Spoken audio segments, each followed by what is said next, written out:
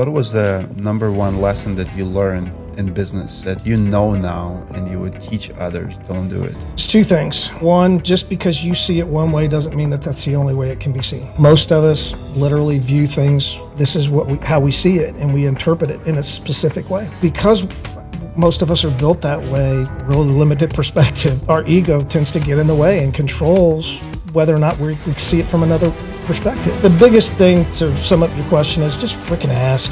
You can't do it by yourself. Smart tarps are great. It's easier to set up than the catch-all, and half the price. What's the coolest logo design or design you've seen in one of your tarps? My God, my wife does some crazy stuff, man. We created some 3D tarps, which is something pretty cool. We just did one, it's lion's head, right? And his logo was purple. And so my wife designed this tarp where his lion glows in purple. He's got the Aurora Borealis lights behind it. It's badass, man. It is badass. And then we did a tricolored circle QR code. That is really a fun part of it. Spectacular. Smart tarps are truly out of this world.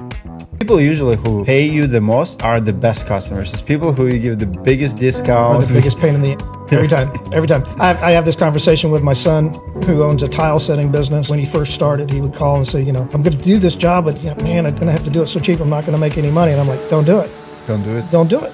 It's going to cost you money. It's the people who you give the most of your time, the best deal, the hardest work, who will never respect you. My wife and I, when we have this discussion, we were a little more blatant with it. It's the ones that you bend over backwards for that you end up having to bend over forwards for. Yeah. It never fails. Really loved it. Great product, easy to install.